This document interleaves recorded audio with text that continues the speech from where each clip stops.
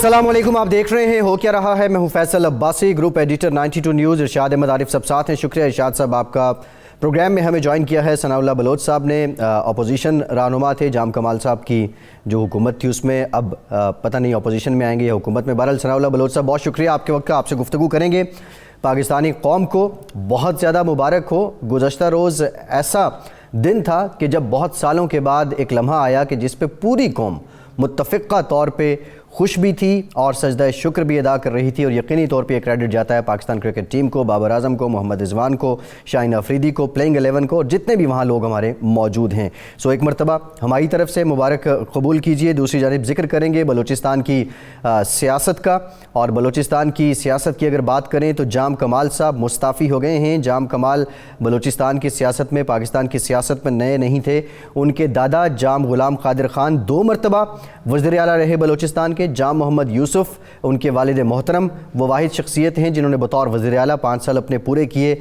लेकिन क्या वजह है इतने रिवायती सियासतदान होने के बावजूद जाम कमाल अपनी नाव को संभाला नहीं दे सके हैं। इन तमाम मामलात पे बात करेंगे। सनाउल्लाह बलोच साहब ने हमें ज्वाइन किया है और लियाकत शाहवानी साहब भी हमें ज्वाइन कर चुके हैं। लियाकत साहब, आपका भी शुक्रिया, आपसे भी बात करेंगे। इरशाद साहब, पहले तो आपके रिमार्क्स, कमेंट्स आपके कल की जीत पे, एंड देन ये क्या रीज़न है कि क्यों नहीं संभाल पाए जाम कमाल वज़ारत आला का मनसब?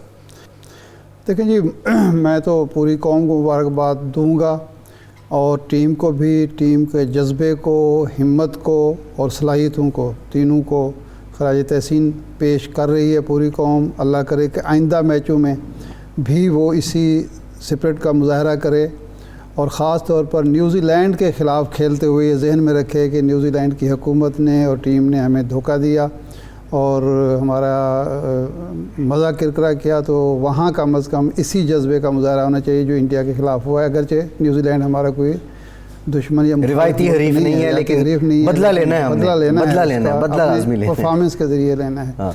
ये मसला जो बलूचिस्तान में हुआ, दोनों दोस्त हमारे साथ मौजूद हैं, हम उनसे भी पूछेंगे।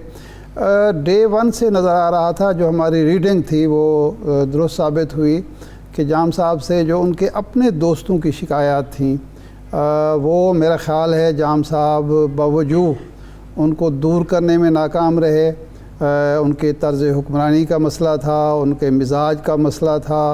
वो एक बलोच रहनुमा हैं, ख़ानदानी आदमी हैं, तीसरी नस्ल जो वज़ारत आला ले रही है, ये भी कमाल की बात है। वाहिद ख़ानदान है बलूचिस्तान, वाहिद ख़ानदान है जहाँ तीसरी नस्ल ने वज़ारत आला का मनसब संभाला। आइंदा भी उनके लिए जवान आदमी हैं, आइंदा भी उनके लिए बहुत सारे मौक़े मौजूद हैं। तो मेरा ख़्याल है हम सनाउल्लाह बलोच साहब से ये सबसे पहले पूछेंगे कि एक तो आपने ताउन किया और अपोजिशन और जो बाप से अलग जमातें थीं, उन लोगों के ताउन के बग़ैर ये मरहला तय नहीं हो सकता था। पहला तो ये है कि आपने किन शराइत पर ताउन किया और आइंदा अगर आप हुकूमत का हिस्सा बनने जा रहे हैं तो वो क्या शराइत होंगी। मेरे ख़्याल यहाँ से आगाज़ करते हैं, फिर हम लियाकत शाहवानी साहब से भी पूछेंगे कि जाम साहब को क्यों रुखसत होना। जी बलोच साहब। सर, पहली बात तो ये है कि देखें, हमने कोई शराइत नहीं थी, बल्कि 3 साल से अपोजिशन, ये पहले दिन से पहले ही 3 महीने में बलूचिस्तान में ये बात बिल्कुल वाज़ेह हो चुका था कि जाम कमाल में वो एहलियत और सलाहियत नहीं है कि वो इस फ्रेजाइल, बहुत ही खस्ता हाल सूबा, जिसका सियासी पॉलिटिकल स्ट्रक्चर बहुत खस्ता हाल है, जिसमें मसाइल बहुत ज़्यादा हैं, जो अभी तकरीबन 10-15 साल के एक तनाज़े के बाद ट्रांजिशन जो हो रहा है हमारा कॉन्फ्लिक्ट से पीस की तरफ, ये बड़े ही फ्रेजाइल्स उसमें है, सिचुएशन में है। फिर दूसरी बात ये है कि यहाँ पर बहुत ज़्यादा स्टेक होल्डर्स होते हैं, चाहे वो पॉलिटिकल हों या ट्राइबल हैं या फिर बलूचिस्तान के अंदर उनके अपने इंटरेस्ट हैं। वो उन सारे इंटरेस्ट को किसी भी तरीके से वो कोप नहीं कर पाएंगे, उनके साथ शायद वो मिलाप वो या उनको किसी तरीके से एकोमोडेट नहीं कर पाएंगे। हो सकता है कि इंटरेस्ट बुरे नहीं होते हैं, लेकिन ये है कि मुख्तलिफ मिजाज के लोग, मुख्तलिफ इलाके, मुख्तलिफ तबके, बहुत बड़ा इलाका है बलूचिस्तान। तकरीबन बहुत से ऐसे ममालिक हैं जो बलूचिस्तान के in terms of area, in terms of its multi culturalism जो इससे छोटे होते हैं। तो ऐसे सूबे में जब पहले 3-4 महीनों में बात वाज़ेह हो चुका था, उनमें 2-3 खराबियां बहुत बड़ी थी। एक तो ये है कि वो اوور سینٹرلائزیشن جو پاکستان کے پولیٹیکل کلچر میں کبھی بھی کامیاب نہیں رہا ہے، کہ مثلا اپنے آپ کو عقل کل سمجھنا، تمام معاملات کو از خود جو ہے ان کو ہینڈل کرنا، ان کے بارے میں فیصلے کرنا. بلوچستان کے دوسری جو سب سے بڑی جو ان کے اندر جو خامی تھی وہ یہ تھا کہ وہ بلوچستان کے سوشل کلچرل پولیٹیکل اور ڈیولپمنٹ چیلنجز سے ان کو بالکل آگاہی جیسے نہیں تھی، یا تو اس سوسائٹی میں اتنے رہے نہیں ہیں یا ادھر ان کو واقفیت نہیں تھی، تو وہ بڑے فینسی ٹائپ کے پروجیکٹس پہ یقین رکھتے تھے. جب ڈیولپمنٹ کا پروجیکٹس ان کے پاس آئے، پہلے 1 سال تو اپنی نالائکی کی وجہ سے، کمزوری کی وجہ سے، تو وہ جو ہے بالکل 1 سال تو بلوچستان میں ڈیولپمنٹ کسی بھی شعبے میں نہیں ہوا. جب 2000 اگست 2018 میں انہوں نے حکومت سنبھالی تو مجھے یاد ہے جولائی 2019 تک بلوچستان میں ایک بھی ڈیولپمنٹ کا پروجیکٹ آگے نہیں آیا. اس مد میں جتنے بھی تعلیم کے پیسے تھے وہ خرچ نہیں ہوئے، صحت کے مد میں پیسے خرچ نہیں ہوئے، ادویات جو ہیں وہ اسپتالوں تک کے لیے خریدی نہیں جا سکی. پھر جب اس کے بعد اس کے دوستوں نے یہ محسوس کیا کہ ہمیں تو وزارتیں دی ہیں لیکن سیکٹریز کو اپنے کنٹرول میں رکھا ہوا ہے، اور پھر 6 سے 7 محکمے ان کے نیچے تھے. ایک تو وزیر اعلیٰ تھے، پھر پلاننگ اینڈ ڈیولپمنٹ کا محکمہ، انرجی کا محکمہ، مائنز اینڈ منرل کا محکمہ، فشریز کا محکمہ، اور اس طرح کے تمام جو اہم محکمے تھے پیداواری جو شعبے سے تعلق رکھتے ہیں بلوچستان میں آگے بڑھانے کے لیے، وہ سب ان کے کنٹرول میں تھے. ان میں ایک ٹھیک ہے بلوچ صاحب، آپ کی جو چارج شیٹ ہے وہ پہلے بھی ایک آئی تھی وزیر اعلیٰ صاحب پہ، اسمبلی میں بھی آپ نے بڑا شعلہ بیان خطاب کیا تھا. جام کمال صاحب کہتے تھے 18ویں ترمیم کے بعد وہ ایک لمیٹڈ وزارتیں جو ہیں وہ دے سکتے ہیں آگے، جو ساتھی رکن ہیں جو یہ اتحادی ہیں ان کو اس سے زیادہ وہ نہیں دے سکتے. بہرحال شاہوانی صاحب، کویسچن یہ ہے کہ کیوں نہیں سنبھال پائے جام کمال یہ وزارت کا جو منصب تھا، ایک اتنا بڑا سیاسی شجرہ ہونے کے باوجود، پھر وہ باہر سے پڑھے لکھے بھی تھے، کیا وہ جیلن نہیں ہو سکے یا یہ انہونی ہونی ہی تھی؟ اپنے ہی لوگ ان کا ساتھ چھوڑ گئے. جی یہ ہسٹری رہی ہے، پہلی دفعہ نہیں بلکہ اولین بلوچستان کے وزیر اعلیٰ سردار عطا اللہ مینگل صاحب 9 مہینے جو ہے وہ وزیر اعلیٰ کے منصب پر فائز رہ سکے. نواب محمد اکبر خان بگٹی صاحب، پھر سردار اختر مینگل صاحب تقریباً 1.5 سال وزیر اعلیٰ کے منصب پر فائز رہے. پھر P M L N Nawaz Sharif صاحب نے ان کو ہٹا کے اپنا وزیر اعلیٰ لایا. ایک جام یوسف صاحب انہوں نے اپنا مدت پورا کیا. نواب اسلم رحسانی صاحب آلموسٹ 5 سال کے قریب وہ بھی وزیر اعلیٰ رہے، اور یہ ایشوز رہے ہیں، یہ کوئی نئی بات نہیں ہے. اور جام کمال صاحب تقریباً 3 سال انہوں نے مکمل کیا، 3 سال 2 ماہ. پولیٹیکل ایشوز بلوچستان میں ڈفرینٹ ہیں. ثنا بلوچ صاحب نے کچھ ایشوز کے حوالے سے ذکر کیا، لیکن اس میں اگر کوئی اس طرح کے اختلافات تھے بھی تو اپوزیشن تو روز اول سے ظاہر ہے ان کا یہ ذمہ داری ہے، ان کا کام بھی یہی ہے کہ وہ کرٹیسائز کرتے ہیں، اور جب ان کو اپرچونٹی ملتی ہے وہ گورنمنٹ کو ڈی اسٹیبلائز کرنے کی بھی کوشش کرتے ہیں. یہ صرف بلوچستان کی حد تک نہیں، گلوبلی میں کہہ رہا ہوں، یونیورسلی جو پارلیمنٹ ڈیموکریسی میں یہی ہوتا ہے. ہمارے اپنے دوست اوائل میں ان کے ایسے کوئی ناراضگیاں سامنے نہیں آ رہے تھے. ایک آدھ گریونسز سامنے آئے، بعد میں ان کو ایڈریس کیا گیا. عقل کل یقیناً کوئی نہیں ہوتا. جام کمال صاحب فرسٹ ٹائم چیف منسٹر بنے تھے، اپنے طور پہ اس بدحال مفلوق العوام کے صوبے کو سنبھالنے کی انہوں نے زبردست کوشش کی.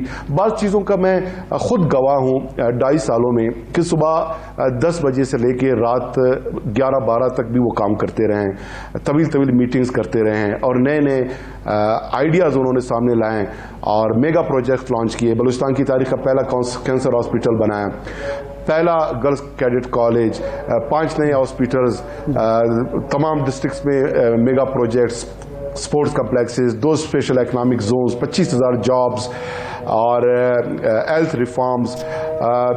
جو ایم ایس ڈی کے میڈیسن پروکیورمنٹ کا سسٹم ہے اس کو ڈی سینٹرلائز کرنا، چیزوں کو اسٹریم لائن کرنا.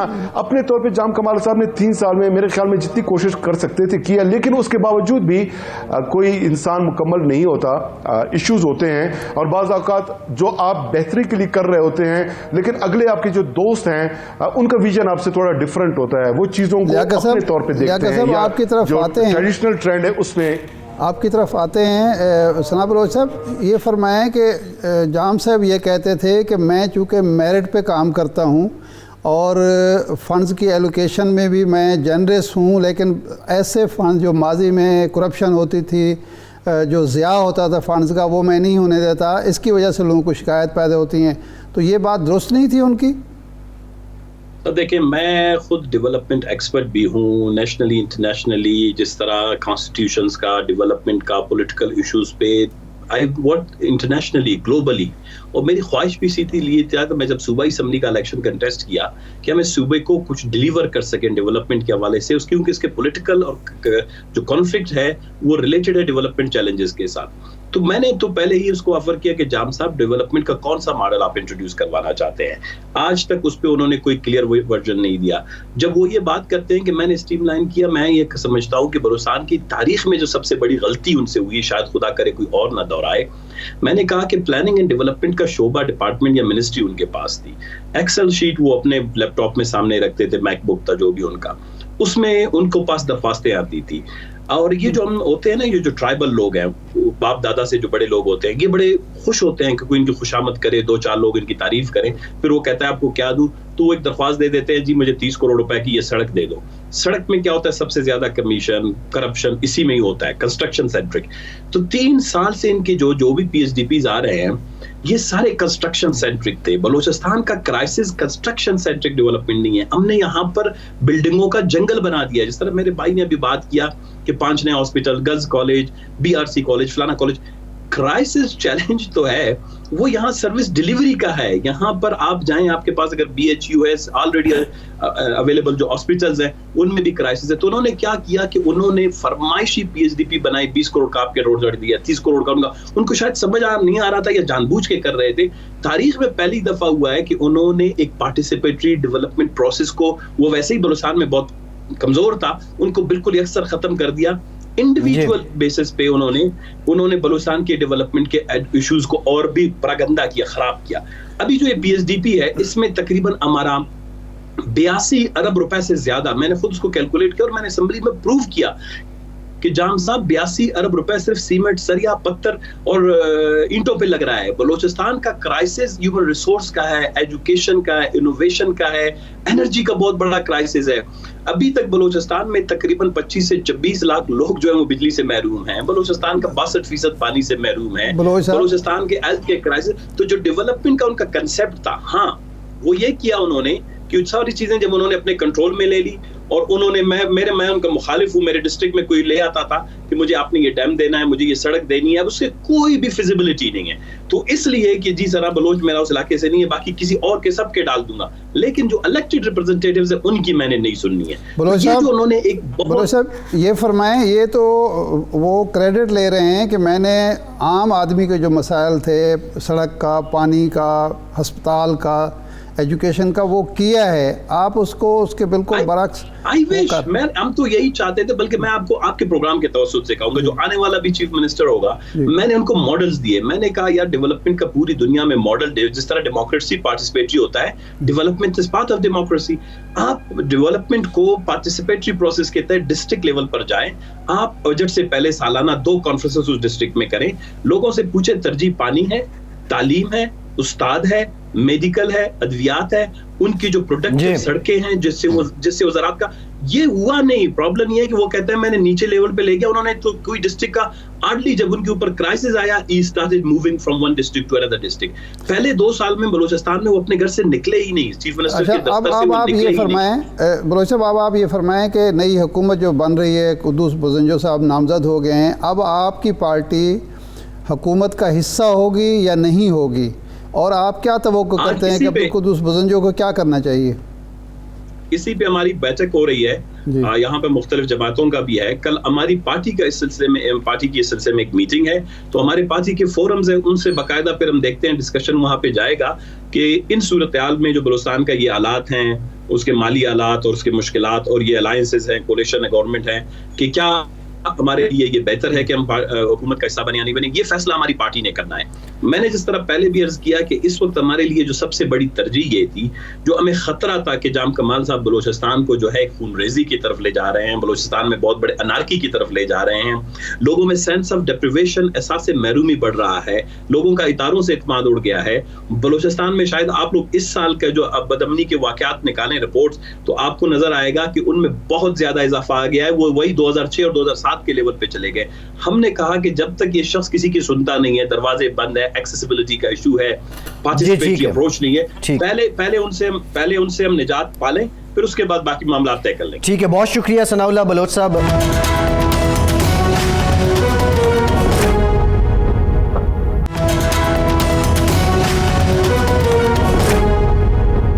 شوانی صاحب, یہ جو الزام عائد ہو رہا ہے کہ بلوچستان کے حالات اتنے گھمبیر ہو گئے کہ اب وہ انارکی کی طرف جا رہا تھا, کیا عبدالقدوس بزنجو صاحب ان تمام معاملات کا ازالہ کر پائیں گے؟ اور آپ جو جام کمال صاحب کے کیمپ میں لوگ تھے کل تک, کیا وہ ابھی تک ہیں یا ان میں سے بھی کچھ اب بزنجو صاحب سے رابطوں میں ہیں؟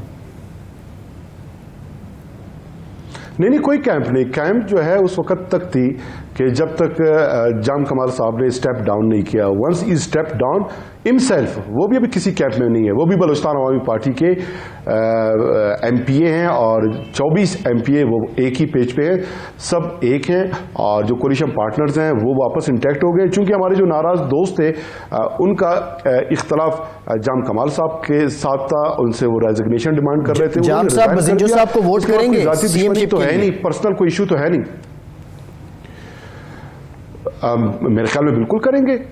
ایک ہی پارٹی ہے, ایک ہی جماعت ہے, جام کمال صاحب اس کا حصہ ہیں. ناٹ اونلی اس کو ووٹ کریں گے بلکہ نہیں, اب جام کمال صاحب دو ایشو ہیں, 3 سال سے 2 ایشو ہیں. اب ایک تو یہ تھا سی ایم کا ایشو ہے, لیکن دوسرا ایشو جو پارٹی کی سربراہی کا تھا, بلیدی صاحب کو سربراہ بنا دیا گیا تھا, تو اس سے جام صاحب نے استعفیٰ دے دیا ہے یا وہ صدر ہیں پارٹی کے؟ دیکھیے, وہ ایک کنفلیکچول صورتحال میں بلیدی صاحب نے اپنے آپ کو تھرو سیکرٹری جنرل قائم مقام پریزیڈنٹ جو ہے نوٹیفائی کروا دیا تھا, اور جام کمال صاحب نے اپنا جو انہوں نے ٹویٹ کیا تھا, چونکہ ریزائن انہوں نے کیا نہیں تھا, تو اب جو ہے جام کمال صاحب بلوچستان عوامی پارٹی کے سربراہ ہیں. ویسے بھی 20-25 دنوں بعد جو ہے پارٹی کے الیکشن ڈیو ہیں, اس میں ظہور بلیدی صاحب ہیں, جام کمال صاحب ہیں, یا کوئی اور کونسل پارٹی کا, ان کا یہ رائٹ بنتا ہے کہ صدر بشمول صدر کسی بھی عہدے کے لیے وہ الیکشن کنٹیسٹ کر سکتے ہیں. میرے خیال میں یہ کوئی اب کنٹروورشل ایشو نہیں رہا. مین ایشو جو ہے سی ایم شپ تھا, اور اس میں انہوں نے جب ریزائن کیا اس کے بعد جو ناراض گروپ ہے سارے دوست جام کمال صاحب کے لیے انہوں نے اپنے ویل وشز بھجوائے ہیں, اور انہوں نے یہ کہا ہے کہ جام صاحب کا جو ویژن ہے, جو ان کی سینیارٹی ہے, اس کی سپرویژن میں وہ آگے 2 سال گورنمنٹ کو لے کے چلیں گے. آپس میں سارے دوست ہیں, بھائی ہیں. جو اختلاف تھا وہ اختلاف ختم ہو چکا ہے. تمام اختلافات کو بلا کے بلوچستان عوامی پارٹی کا فیوچر, کولیشن پارٹنرز, اور سب سے بڑھ کر بلوچستان کا مستقبل, جیسے ثنا صاحب نے بلوچستان کے ساتھ جو ہمدردی جتایا, یقیناً ثنا صاحب ہمارے دوست ہیں, بلوچستان کے لیے وہ بولتے ہیں, جدوجہد انہوں نے کیا ہے, ان کی جماعت نے کیا ہے, لیکن زیادہ جو انہوں نے گفتگو کی وہ چارجز گراؤنڈ ریالٹی کو میچ نہیں کرتے. جام کمال صاحب کا ویژن, ان کی پرفارمنس ان میچیبل ہے. بلوچستان کی تاریخ میں انہوں نے 3000 کلومیٹر روڈ کنیکٹیویٹی میں اضافہ کیا. ہیومن ریسورس بلوچستان کا ایشو ہے, پسماندگی بلوچستان کا ایشو ہے, مفلوک والی بلوچستان کا ایشو ہے. ان تمام کو ایڈریس کرنے کے لیے تمام سیکٹرز میں جام کمال صاحب نے کچھ پروگرام انیشیٹو بعد میں لیے, کچھ شروع میں لیے. Mega projects, 13 border markets, 3 marble cities, 4 mini industrial estates, 277 new primary schools, 247 schools کی اپ گریڈیشن, تمام ڈسٹرکٹس میں mega projects, sports complexes, futsal grounds, decentralisation. اور اب لوکل گورنمنٹ کا جو پلان ہم نے دیا ہے اس میں صرف ڈسٹرکٹ کوئٹہ کی 4 میگا کارپوریشنز ہوں گے, تمام اختیارات ڈی سینٹرلائز ہوں گے.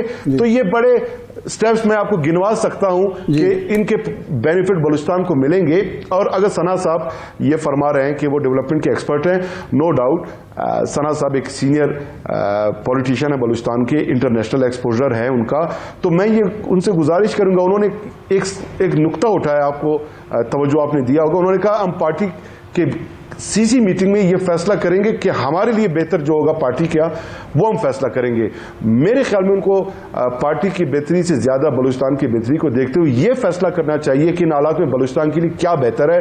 اگر ان کی شمولیت گورنمنٹ میں بہتر ہے اور ثنا صاحب اپنا ان پٹ دے سکتے ہیں, اپنا ڈیولپمنٹ ماڈل اگلے 2 سالوں میں اس کو پروجیکٹ کر سکتے ہیں, پروموٹ کر سکتے ہیں, اس کو امپلیمنٹ کر سکتے ہیں, تو میں کہوں گا کہ ثنا صاحب بلوچستان کے وسیع تر مفادات میں آ پائیں اور लियाकत अपना साहब, प्रोजेक्ट्स भी सामने लाएं, अपना बिल्कुल, विजन भी बिल्कुल सामने ठीक। लाएं, और ये फिर मुश्किलात जो उनको सामने आएंगे वो भी फिर मैं और आप इरशाद आरिफ जी, साहब, ठीक। सना साहब से जरूर पूछेंगे। जी जी। अच्छा, ये फरमाएं कि पहले जब 15 दिन की डेडलाइन मुकर्रर हुई, कहा जाता है कि जनाब जाम कमाल साहब ने उसकी परवाह नहीं की, जिन लोगों को मनाना था रूठे दोस्तों को नहीं मना पाए। अपने इस्तीफ़े से कमोबेश 1.25 घंटे उन्होंने एक ट्वीट की, उन्होंने कहा कि मैं जो मुनाफिक हैं उनको एक्सपोज़ करूंगा और मैं इस तरह से इक़्तिदार नहीं छोड़ूंगा।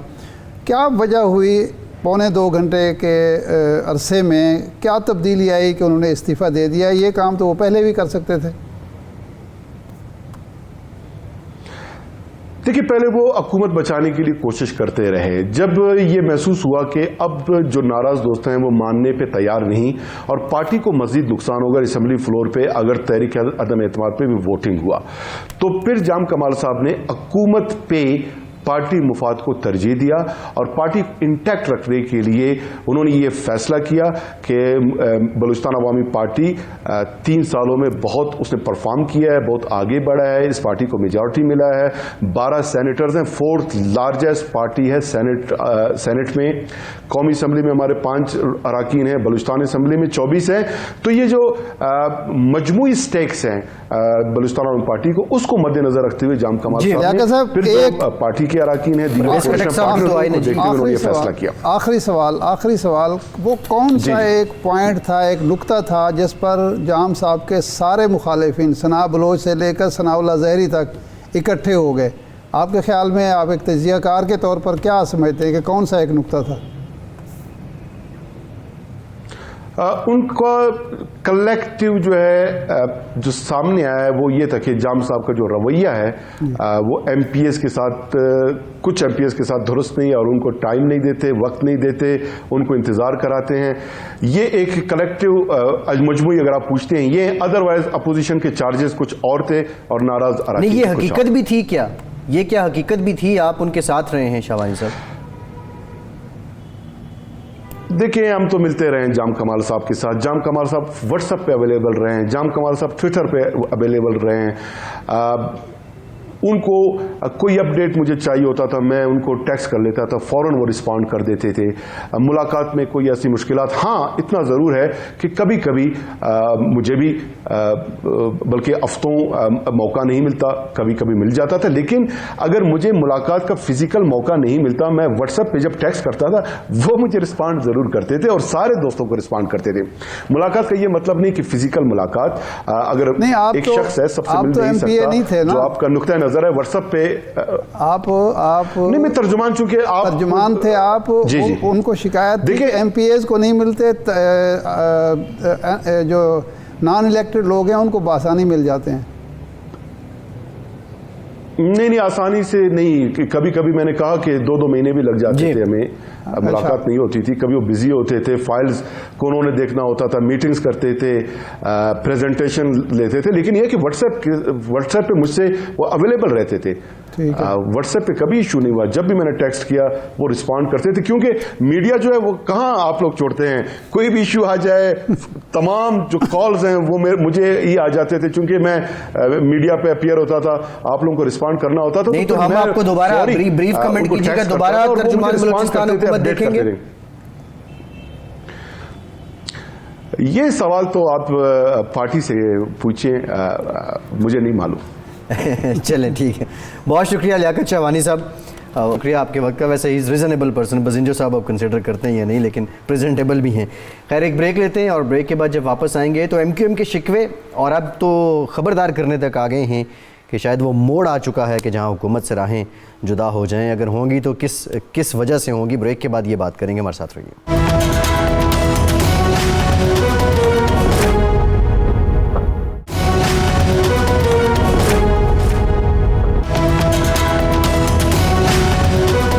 ब्रेक के बाद एक बार फिर से प्रोग्राम में आपका खैर मकदम करते हैं। हमें ज्वाइन किया है एमक्यूएम के सीनियर रहनुमा ख्वाजा इज़हारुल हसन साहब ने। बहुत शुक्रिया ख्वाजा साहब आपके वक्त का। ख्वाजा साहब, आपसे बात करते हैं। इरशाद साहब, जाम कमाल साहब वज़ारत आला का मनसब छोड़ दिया, बजिंजो साहब आने वाले हैं। बलूचिस्तान में जब भी हलचल होती है वो कभी बरास्ता कराची या कभी बरास्ता पंजाब इस्लामाबाद पहुंचती है और कभी डायरेक्ट भी पहुंच जाती। یہ ایم کیو ایم جو ہے یہ بھی اب کہہ رہے ہیں کہ بھائی بڑا مشکل ہو رہا ہے اور قبل از وقت انتخابات جو ہیں اس پہ بھی اتفاق ہو سکتا ہے. یہ اسی سلسلے کی کڑی تو نہیں ہے؟ وہ عالمتاب تشنا کا شعر ہے کہ یہ اشارہ ہے آفات ناگہانی کا، یہ اشارہ ہے آفات ناگہانی کا، کسی جگہ سے پرندوں کا کوچ کر جانا.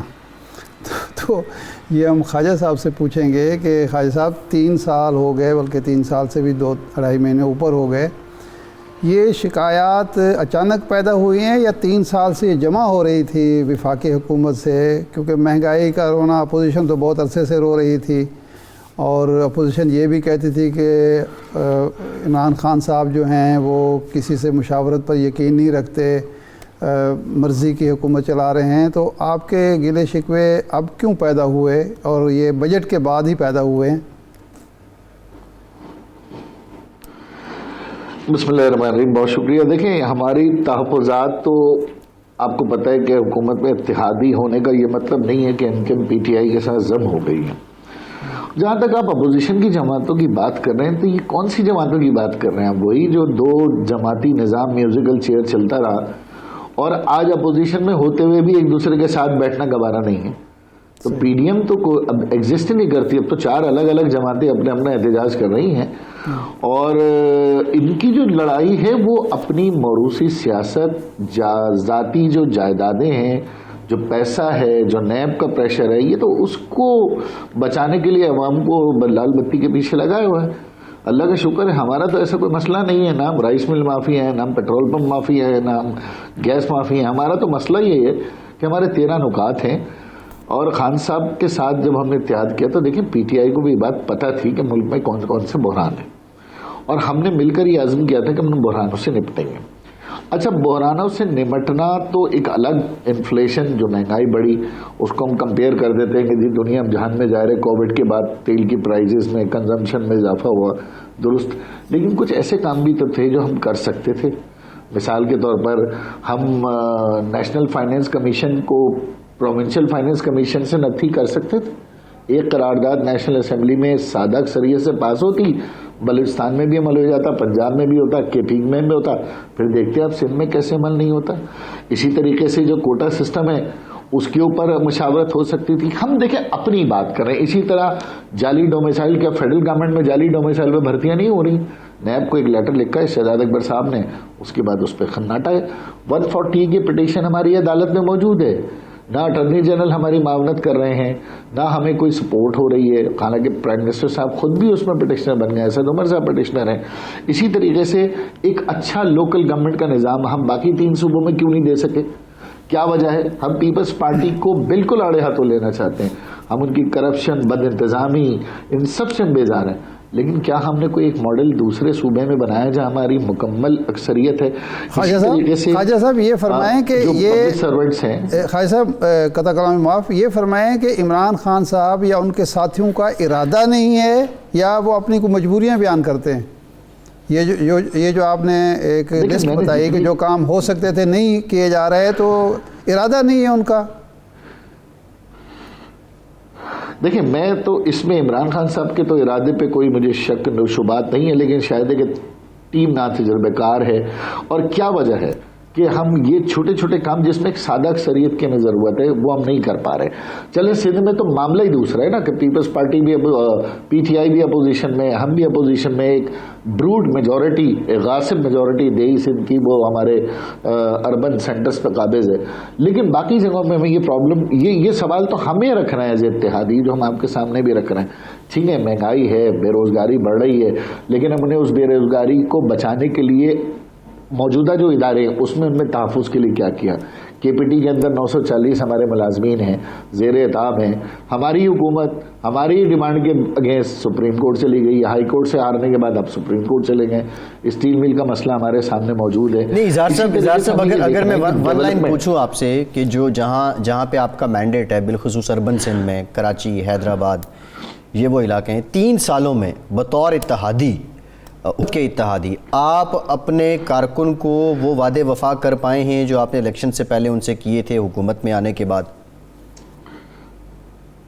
دیکھیں، پہلی چیز تو ایم کیو ایم نے کوئی قلابیں آسمانوں کی نہیں ملا ہے. 4 سال ہم اپوزیشن میں رہے اور ہم نے بہت زیادہ مار کھائی.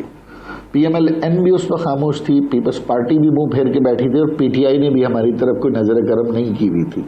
4 سال 24 ایم این اے 7 سینیٹر اور 51 ایم پی ایس کے ساتھ ہم نے وہ ٹف ٹائم گزارا ہے آئسولیشن کے اندر. اب ہمارے پاس آپشن یقیناً پی ایم ایل این تو نہیں ہے, ہمارے پاس آپشن یقیناً سندھ میں پیپلز پارٹی نہیں ہے. ہم ان دونوں جماعتوں کے ساتھ 3 دفعہ تجربے کر چکے اور وعدہ خلافی کے اوپر باہر آ چکے. اب ہمارے پاس واحد آپشن اس جمہوریت کو بچانے کے لیے پی ٹی آئی ہی تھی, اور پی ٹی آئی کے پاس بھی واحد آپشن ہم تھے, جو کہ بڑے اتحادی کی حیثیت تھے, جو کہ 7 نشستوں پہ بھی بڑے اتحادی ہیں. تو ہمارا شکوہ, ہماری امید پیپلز پارٹی نہیں ہے قطعی, لیکن ہاں ہمارا یہ اصرار تو اپنے اتحادیوں سے رہے گا نا کہ ہم اپنے ووٹرز کو. سندھ حکومت میں شمولیت کی آفر ہے ابھی بھی پیپلز پارٹی کی طرف سے؟ پیپلز پارٹی تو دیکھیں جی ڈاکٹرائن آف نیسیسٹی کی ماسٹر ہے. ان کو تو وہ تو ہر دفعہ دروازے پہ آ جاتے ہیں, پھر انہیں کا کوئی ترجمان کھڑے ہو کر ہمارے اندر کیڑے نکال لیتا ہے. تو ان کا تو کوئی پل میں تولا پل میں ماشا ہے, تو ان کا کوئی بھروسہ نہیں ہے. اور اگر ایسی کوئی آفر ہے بھی تو ہمیں سیٹیں وزارتیں نہیں چاہیے, ہمیں نظام چاہیے. سندھ میں ایک بدترین نظام کا خاتمہ چاہتے ہیں. اور ایم کیو ایم کا ووٹر سپورٹر بھی بہرحال ایک پریشان تو ہے. مہنگائی کہاں چلی گئی ہے, ہم دوسرے ممالک سے ضرور لندن سے معائنہ کرتے ہیں, موازنہ کرتے ہیں, امریکہ سے کرتے ہیں, وہاں اوسطاً یومیہ 20,000 روپے ایک شخص کی مزدوری ہے, ہماری مہینے میں 20,000 روپے. تو ہمیں یہ دیکھنا پڑے گا کہ ہمارا عام جو ووٹر ہے, جو عام شہری ہے, اور پھر شہری علاقوں کی مصیبت کیا ہے پورے پاکستان کے, ان کو کوئی سبسڈی نہیں ملتی, ان کو کوئی سولر سبسڈی نہیں ہے, کوئی ٹیوب ویل سبسڈی نہیں, پانی نہیں, بجلی نہیں, کچھ نہیں. یہ تو مہنگے داموں چیزیں خریدتے ہیں, بجلی ہم مہنگی خریدتے ہیں, چینی ہم مہنگی خریدتے ہیں, آٹا گندم سستی, آٹا ہم مہنگا خریدتے ہیں. تو ہمارے ساتھ یہ بھی پرابلم ہے کہ ہمارا ایک عام موٹر سائیکل سوار یا عام تنخواہ دار جو 20-25 ہزار روپے میں ڈیلی ویجز پہ کام کر رہا ہے, اس کو ہم اس کووڈ والی سچویشن میں کتنا سپورٹ کر سکتے ہیں. دیکھیں میں پھر آخر میں یہ کہوں گا, یہ باقی جماعتوں کے ایجنڈے دوسرے ہیں. باقی جماعتوں کے ایجنڈے وزارتیں ہیں, باقی جماعتوں کے ایجنڈے نیب کے کیسز ہیں, کرپشن کے کیسز ہیں, باہر کی جائیداد ہے. ہمارا قطعی ایجنڈا نہیں, ہمارا ایجنڈا عام آدمی ہے جس سے ہم نے بات. خواجہ صاحب اب آپ کی بات ہوئی ہوگی, کیا آپ کا خیال ہے پارٹی کے اندر اور خود حکومت کے ساتھ جو آپ نے اپنے اتحادیوں کے ساتھ بات کی ہوگی, اگر آپ کے مطالبات تسلیم نہیں ہوتے, جو آپ نے تحفظات بیان کیے ہیں وہ ان کو ایڈریس نہیں کیا جاتا, تو پھر آپ کے ارادے کیا ہیں ایم کیو ایم کے؟ دیکھیں سیاست میں اگر کے بعد تو پھر خدشات شروع ہو جاتے ہیں. سیاست میں صرف فیصلے ہوتے ہیں. مسئلہ صرف یہ ہے, ہمارے پاس, میں نے آپ سے پہلے اپنے انٹرو میں کہا کہ آپشن کیا ہے. پیپلز پارٹی کے پی ٹی آئی کی حکومت, اگر آج پیٹرول 50 روپے ہمارے نکلنے سے سستا ہو جاتا ہے تو آدھے گھنٹے میں نکل آتے ہیں. کیا یہ ساری چیزیں چینج ہو جائیں گی؟ اور اگر اس حکومت کو ہم گراتے ہیں تو ہم لاتے کس کو ہیں؟ پھر انہیں دو میں سے کسی ایک کو. تو یہ تو ہمارے ساتھ ایک المیہ پہلے بھی رہا کہ ہم پہ تو یہ بھی الزام تھا کہ بھائی ہم کسی حکومت کو چلنے نہیں دیتے. چلے جی, ہم نے 5 سال پیپلز پارٹی کے ساتھ چل کے دکھا دیے, ہم پی ٹی آئی کے ساتھ بھی نکالیں گے, لیکن اپنے تحفظات تو بیان کریں گے نا. ہمارے ووٹرز کو یہ تو پتا ہے کہ ہم کیا بات کر رہی ہے, کابینہ میں بات کر رہی ہے, میڈیا پہ بات کر رہی ہے. ہم کوئی بلیک میلنگ پالیٹکس نہیں کر رہے, ہم تو کامن مین کی جو ریکوائرمنٹ ہے وہ اسے ہائی لائٹ کرے جا رہے ہیں, جو شاید پی ٹی آئی کے رینک اینڈ فائل میں اس طریقے سے ہائی لائٹ نہیں ہو رہی. یہ فرمائیں کہ اس پرفارمنس کے ساتھ جو وفاقی حکومت کی ہے, آپ الیکشن میں ایزیلی جا سکتے ہیں؟ بہت ٹف کویشچن ہے, بہت مشکل کویشچن ہے, لیکن اگر ہم نہیں جا سکتے تو اور کون جائے گا؟ سوال یہ بھی ہے. نہیں, اپوزیشن والوں کو تو فائدہ ہوگا, اپوزیشن والوں کو تو فائدہ ہے نا. اپوزیشن تو جا سکتی ہے, آپ کا مسئلہ ہے حکومت کا اور اتحادیوں کا. دیکھیں کراچی سمیت سندھ کے اربن سینٹرز میں صرف ہمیں کمزور کرنے سے پیپلز پارٹی کو فائدہ ہوا ہے. اگر ہمیں کمزور نہ کیا جاتا اور غیر ضروری شکوک و شبہات آج بھی اگر وہ نہ ختم کیے جائیں تو ٹھیک ہے. اگر یہ بیڈ گورننس پورے پاکستان کو قبول ہے اور ہماری عدلیہ کو قبول ہے, ہمارے اداروں کو قبول ہے, تو ہم اس میں کیا کر سکتے ہیں؟ یعنی اس ملک کا 18ویں ترمیم کے بعد سب سے زیادہ بجٹ پنجاب کی آبادی کے متناسب سے ہے, لیکن سندھ کا سب سے زیادہ بجٹ ہے. جو صوبہ 267 ارب روپے میں چلتا تھا وہ آج 1300 ارب روپے میں نہیں چل رہا. تو آپ سوچیں کہ جس صوبے کے اندر 2500 ارب روپے خرچ ہو گئے اور ایک یوسی میں بنیادی سہولت نہ ہو جینے اور مرنے کی، تو اس صوبے میں اگر کوئی جدوجہد کر رہا ہے بڑی رانہ طبقاتی نظام کے خلاف اور اسی سیاست کے خلاف، تو وہ ایک عام آدمی کی پارٹی ہے، اور اس پارٹی کو یقیناً ایک لیول پلینگ فیلڈ بھی دینا چاہیے، اس کے گریوینسز بھی ایڈریس کرنا چاہیے۔ یہ الیکشن اصلاحات کے حوالے سے بھی آپ کے تحفظات سامنے آئے تھے، کیا تحفظات ہیں اور کیا آپ قبل از وقت انتخابات کو دیکھ رہے ہیں اس ملک میں؟ دیکھیں، انتخابات قبل از وقت ہمیشہ غلطیوں سے ہی ہوئے ہیں۔ اگر تو افہام و تفہیم اور بیلنس آف پاور کے ساتھ چلا جائے تو میرا خیال ہے کہ کوئی وجہ نہیں کہ عمران خان صاحب 5 سال آرام سے مکمل کر لیں، لیکن یہ دیکھنا یہ ہوگا کہ جس طرح کی بھی جب بلوچستان کی سچویشن ہے یا پنجاب کی سچویشن ہے، اس میں ہمیں دیکھنا ہوگا کہ ہم کتنا ڈیو شیئر اپنے کوalitions کے ساتھ ہم شیئر کر رہے ہیں، کہ کیا ایڈریس کر رہے ہیں، اور پھر بیلنس آف پاور، انسرٹنیٹی نہیں ہونی چاہیے۔ جمہوریت کو تمام اداروں کو ساتھ لے کے چلنا ہے، اور اگر خدا نہ خواستہ اگر ایسا نہیں ہو پاتا ہے تو ہمیشہ ملک میں ارلی الیکشن ہوئے ہیں، اور جب ایسا ہوا ہے تو 5 سال بھی مکمل ہوئے ہیں۔ آپ کے خیال میں یہ بیلنس آف پاور ڈسٹرب ہوا ہے اس وقت یا ہو رہا ہے؟ دیکھیں، جو آپ میڈیا کے توسط سے خبریں آتی ہیں اس حوالے سے یہ ضرور ہے کہ ہماری توقع یہ ہے کہ ہمارے اتحادی کوئی ایسی غلطی نہ کریں، ایسی کوئی خلا جو اپوزیشن کو موقع ملے یا ایسا کوئی اقدام نہ اٹھایا نہ پڑے کہ جس سے جو ہے نا ہماری اتحادی حکومت، ہماری وفاقی حکومت کمزور ہو، کیونکہ چیلنجز بہت ہیں۔ غلطیوں کرنے کا ٹائم نہیں ہے، ماضی کی غلطیوں کو سدھارنے کا مشن ہم نے لیا ہے۔ نہیں، آپ کو کوئی غلطی ہوتی نظر آ رہی ہے؟ بادیوں نظر میں تو ایسا کچھ نہیں ہے، لیکن میں سمجھتا ہوں کہ اسپیکولیشنز جو ہے نا وہ بھی نہیں ہونی چاہیے۔ جی بالکل ٹھیک ہے، بہت شکریہ خواجہ اظہار الحسن صاحب، آپ کے وقت کا بہت شکریہ۔ امکنی رہنما ہمارے ساتھ موجود تھے۔ ایک بریک لیتے ہیں اور بریک کے بعد کچھ ذکر کریں گے یہ پچھلے چند دنوں سے جو ایک غیر یقینی صورتحال رہی اس سے متعلق ہمارے ساتھ رہی۔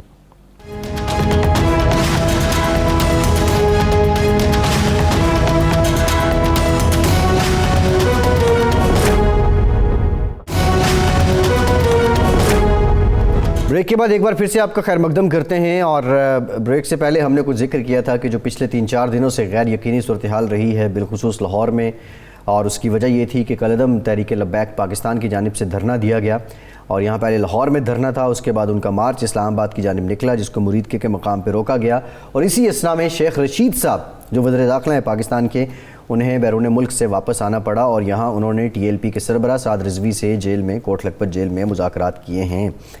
اب ارشاد صاحب، بنیادی سوال یہ ہے، بڑی خوشائند بات ہے کہ مذاکرات ہونے چاہیے، بات ہونی چاہیے، لیکن یہ مذاکرات کالعدم TLP والے کیوں آئے دن نکل آتے ہیں اور یہ دھرنا انہوں نے دے دیا اور لوگوں کو اتنا انہوں نے ڈسٹرب کیا؟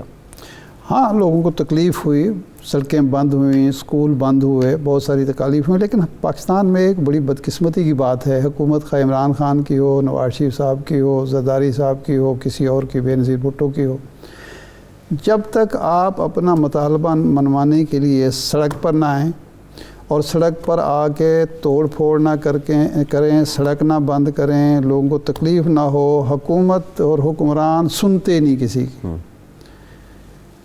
آخر یہ آپ نے 2 معاہدے کیے، اگر ان پر عمل درآمد ہو جاتا، جہاں مشکلات تھیں حکومت کو، پہلے تو یہ ہے کہ جب آپ معاہدہ کرتے ہیں تو سوچ سمجھ کر کیا کریں۔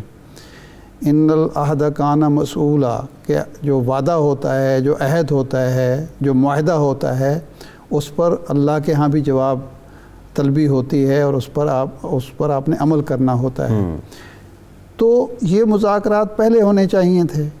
یہ صلح صفائی شیخ رشید صاحب کی کل بھی میں نے پریس کانفرنس سنی، آج بھی سنی، خوشی ہوئی۔ جو بات کر رہے تھے وہ کہتے ہیں ریاست کا کام صرف ڈنڈا چلانا نہیں ہے، صلح صفائی کے ساتھ معاملات ہونے چاہیے، بڑی اچھی بات ہے۔ اور خاص طور پر موجودہ حکومت جو TTP سے مذاکرات کی خواہش مند ہے یا سمجھتی ہے کہ مذاکرات کے بغیر مسئلہ حل نہیں ہونا چاہیے، آخر امریکہ نے طالبان کے ساتھ مذاکرات ہی کیے نا، تو اس کا تو موقع بالکل یہی بنتا ہے کہ TLP کے ساتھ بھی مذاکرات ہونے چاہیے، اور نوبت یہاں نہیں آنی چاہیے کہ کوئی فریق جو ہے اپنے مطالبات منوانے کے لیے غلط راستہ اختیار کرے، اس حد تک لے جانا نہیں چاہیے۔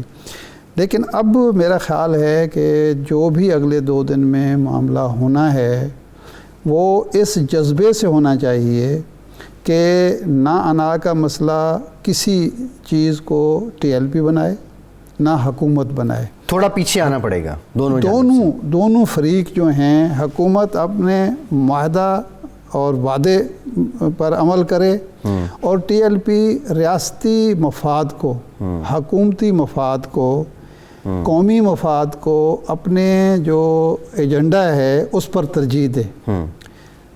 رسول اللہ صلی اللہ علیہ وسلم کی عزت اور حرمت کے حوالے سے، ناموس رسالت کے حوالے سے جو جذبات TLP کے ہیں وہ ہر مسلمان شہری کے ہیں، ہر مسلمان کے ہیں. عمران خان صاحب نے جنرل اسمبلی میں کھڑے ہو کر ہر فورم پر ناموس رسالت کا ایشو اٹھایا ہے. ان کو سپیس دینی چاہیے. بدگمانی کسی سائیڈ سے بھی نہیں ہونی چاہیے. دونوں سائیڈ کی میں بات کر رہا ہوں. اور اس معاملے کو حل ہونا چاہیے آئین کے مطابق، قانون کے مطابق، قومی مفاد کے مطابق. اسمبلی میں لے کر جائیں. جب معاملہ حکومت اسمبلی میں پارلیمنٹ میں پیش کر دیتی ہے تو تحریک لبیک کو بھی اب ضد نہیں کرنا چاہیے کہ وہاں ہماری مرضی کا فیصلہ ہو. یہ پھر وہ عوام کا فیصلہ ہے. عوام فیصلہ کریں، عوام کے نمائندے فیصلہ کریں. یہ مکلف نہیں ہے اس بات کے، یہ مکلف اس بات کے ہیں کہ جو ایشو ہے اس کو اجاگر کر کے قومی نمائندوں کے سامنے کریں. اگر وہ غلط کریں گے، صحیح کریں گے، اول تو جو قومی نمائندے ہوتے ہیں یا پارلیمنٹ ہوتی ہے وہ بہرحال ایک اجتماعی شعور کے مطابق فیصلہ کرتی ہے، اجتماعی مفاد کو مد نظر رکھتی ہے. ان کو بھی ضد اور انار کا مسئلہ نہیں بنانا چاہیے اور حکومت کو بھی صرف اس لیے کہ وہ چونکہ کالا عدم قرار دے چکے ہیں، وہ لوگوں کو گرفتار کر چکے ہیں تو اب کیسے رہا کریں. بھائی بالکل آپ کھلے دل کا مظاہرہ.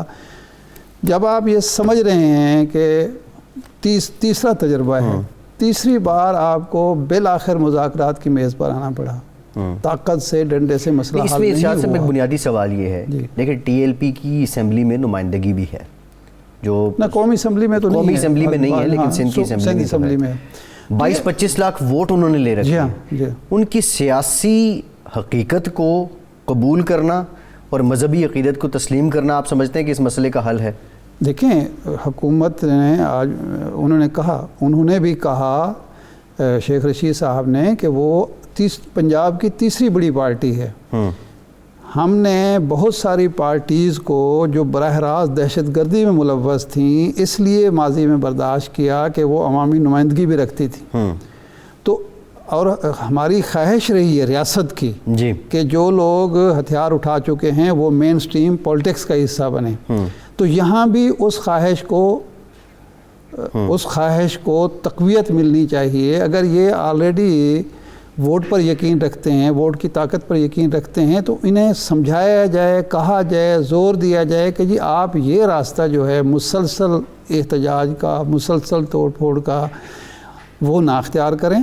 آپ اپنی جو قوت اور طاقت ہے وہ سیاست پر خرچ کریں، اپنی نمائندگی اسمبلیوں میں لائیں اور وہاں اپنے مسائل بنوانے کی کوشش کریں. ہمارے دیکھیں نا مولانا شاہ احمد نورانی جیسے لوگ، مولانا عبدالستار خان نیازی جیسے لوگ، مولانا مودودی، مفتی محمود صاحب اور علماء جو ہیں جو مذہبی جماعتیں ہیں وہ ہمیشہ انہوں نے سیاست کی ہے، سیاست کے ذریعے تبدیلی کی کوشش کی ہے. اور 1973 کا آئین اس کی بہترین مثال ہے. بھٹو صاحب جن ناروں پر اقتدار میں آئے تھے ان کی روشنی میں آئین اس طرح کا نہیں بن سکتا تھا. بالکل ایسے ایک لبرل اور ایک لیفٹسٹ، ایک پروگریسو نعرے تھے. تو اس کا مطلب یہ ہے کہ آپ اسمبلی میں بیٹھ کر آپ کے پاس اگر اکثریت نہ بھی ہو لیکن آپ کے پاس اخلاقی قوت ہو اور آپ کے پاس دلیل ہو تو آپ تھوڑے ممبران اسمبلی بھی وہاں پارلیمنٹ میں بیٹھ کے اپنی بات منوا سکتے ہیں. اور ایک بات جو میں TLP کی لیڈرشپ کو اور اس کے کارکنوں سے کہنا چاہوں گا کہ آپ کا اخلاقی رویہ باقی سیاسی جماعتوں سے برتر ہونا چاہیے اور عاشقان رسول کے مطابق ہونا چاہیے. آپ عاشق رسول ہونے کا دعویٰ کرتے ہیں، آپ کا طرز عمل سے بھی آپ کا عشق رسول جھلکنا چاہیے. بالکل ٹھیک ہے. اخلاقی لحاظ سے آپ کو سب سے آگے ہونا چاہیے اور اس کے لیے برداشت بڑا ضروری ہے. ارشاد صاحب دوسروں کی بات کو تسلیم کرنا، تحمل. بالکل ٹھیک. پروگرام کا وقت ختم ہو گیا. ارشاد شکریہ آپ کا. آج کے پروگرام سے اتنا ہی.